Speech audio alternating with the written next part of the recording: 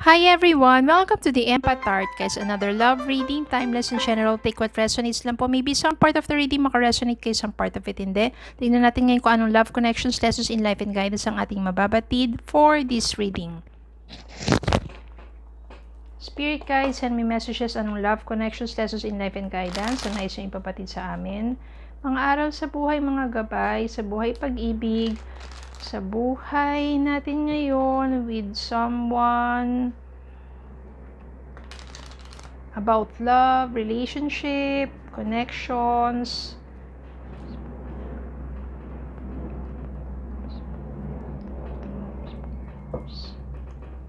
Okay.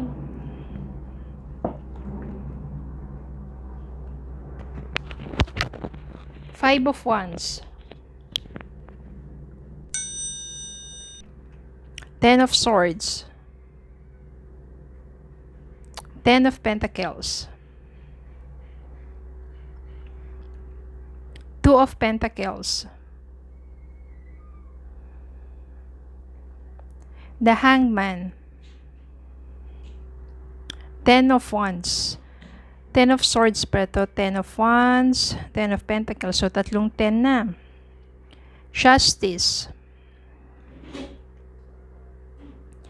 And the World in reverse.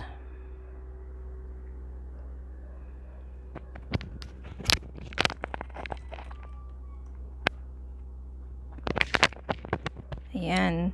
Meron ditong 5 of Wands, 10 of Swords, at saka 10 of Wands. So, meaning dito, maaring napagdaanan mo ang isang relasyon or pinagdadaanan mo ngayon ang isang relasyon na kung saan magulo. Magulo ang inyong pagsasama, syempre, hindi maayos, magulo. Yan. Na palagi na lang away, bate, kaguluhan, hindi pagkakasundo, at marami pang mga bagay na inyong pinag-aawayan. Kaya naman, hindi na magandang dalhin pa yung relasyon na yon. Para sa tingin mo, sobra-sobra ng bigat na nararanasan mo sa relasyon na yon, sa connection na yon, sa taong yon.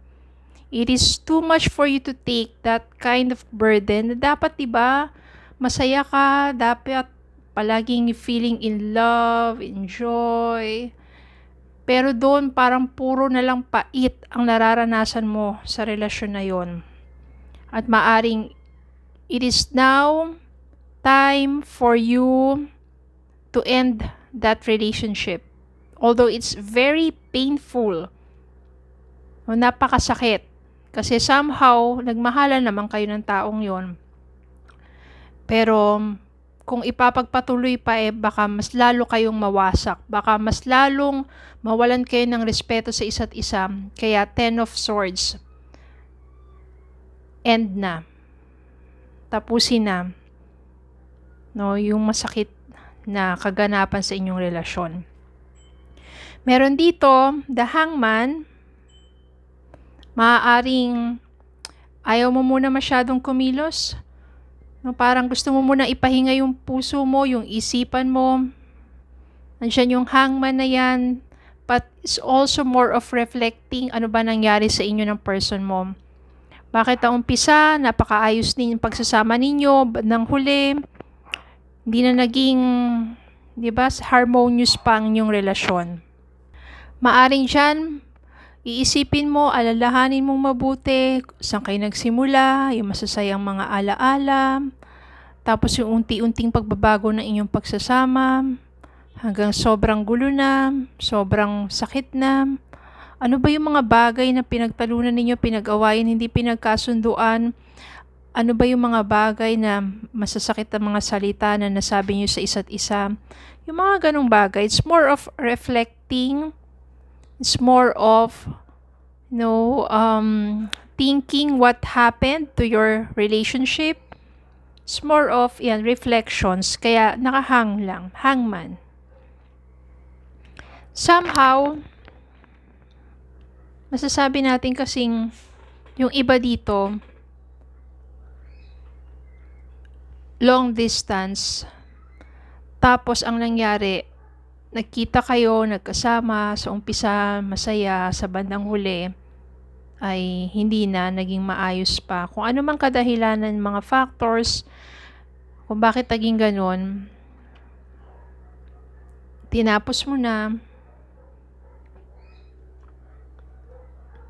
Ang ginawa mo, nagpaka-busy ka na lang sa buhay mo. No, kasi masakit din para sa'yo yung nangyari. Kaliwat kanan tinatanggap mong offer, trabaho dito, racket doon.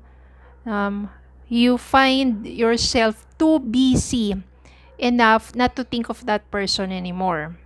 No, kasi minsan kasi kapag wala kang ginagawa, kapag mag-isa ka lang, wala kang ginagawa, wala kang kausap, hindi ka nagiging busy, dun mo siya iniisip ng iniisip, tapos iiyak ka na lang ng iiyak, 'di ba? Kasi sobrang sakit Dun mo na lang palagi mong, basta kung ano-ano sumasagap na sa isipan mo, kaya ang ginawa mo, tanggap ka na lang kaliwat kanan na trabaho, racket, at kung ano-ano pa, or hindi lang naman trabaho, kung ano pa yung pagkakabisihan mo, no?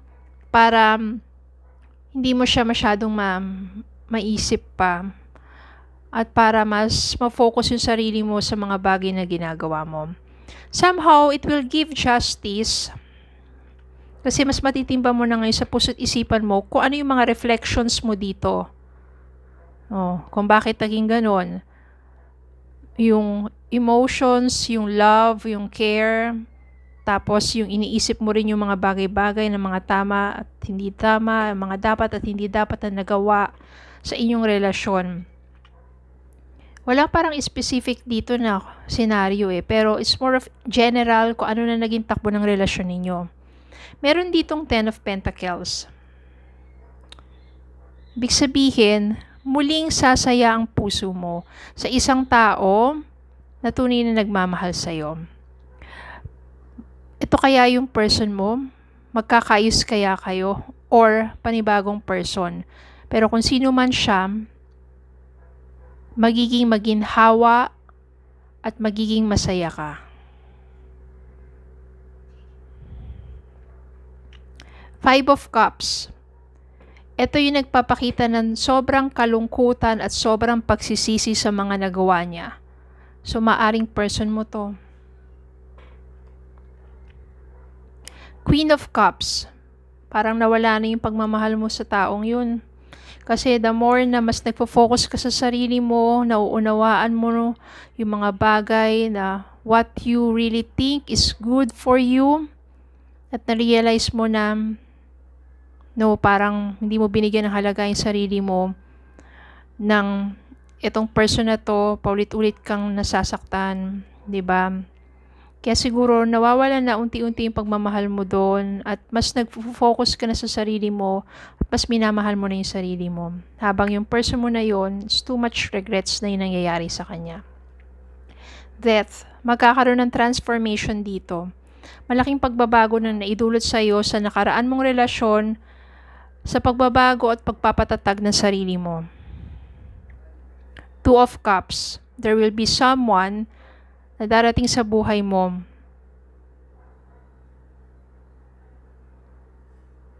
na magiging kayo. Pero parang ang lakas ng energy dito na yung death dito, bukod sa'yo sa pagiging matatag, is yung pagbabago din ng person mo.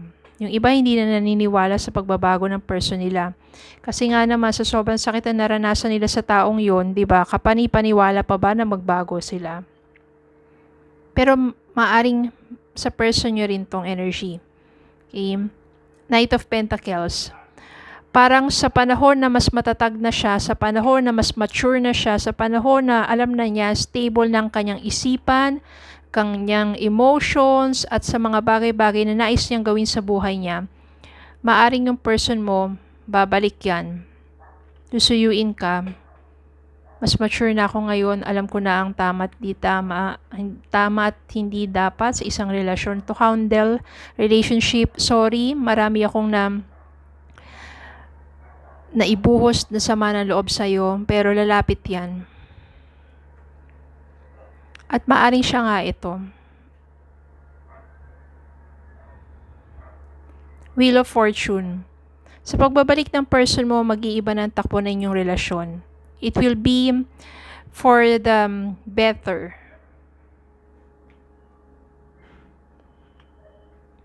Seven of Cups, iisipin nyo na ngayon kung ano yung mga pinagdaanan ninyo at unti-unti ninyong i-resolve ang bawat issue. Habang ikaw naman pinapatatag mo sarili mo, you focus to yourself, mas magiging stable ka na rin.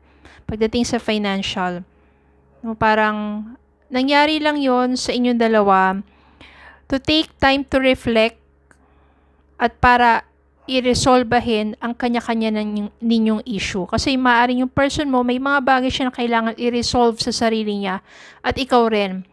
Mga bagay na kailangan mo ma-realize at maisip na dapat at hindi mo dapat gawin sa sarili mo. At kapag nagyari, nandito yung death, transformation para sa inyong dalawa. May mga bagay ka na natutunan sa relasyon mo. Yung person mo rin naman, may mga bagay na natutunan. At pareho kayong nakapag-reflect at naisip nyo yung mga bagay-bagay na dapat ninyong gawin sa isang relasyon. It will be a happy ending. Two of Cups. You will share your hearts with each other again. Ayan, 'di ba? Maganda 'yun kasi minsan sa isang relasyon kailangan pagdaanan, hindi na lang puro joy, hindi lang puro kilig, hindi lang puro saya. Minsan may mga struggles, may mga challenges. But ang importante niyan is how to handle and how to resolve those issues within you, within yourself, and within your persons and within the relationship in order for you to have a harmonious, happy, and yung magkaroon ng growth sa inyong relasyon. Minsan, it's too much burden na to take. Kailangan nilang ipahinga muna yung puso't isipan. Give time, give each others time and space. Pero happy ending pa rin naman. Kapag pareho ninyong sinubukang ayusin, hindi yung isa lang ang gustong mag-ayos, yung isa wala nang pakialam. Pag pareho ninyong gustong ayusin, diba, maayos yan. At mas magiging maganda pa ang kahahantungan ng inyong muling pagsasama or pagbabalikan.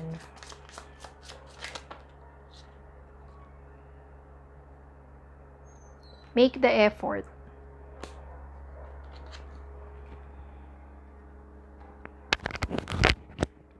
Great love is worth taking the steps you've guided to take.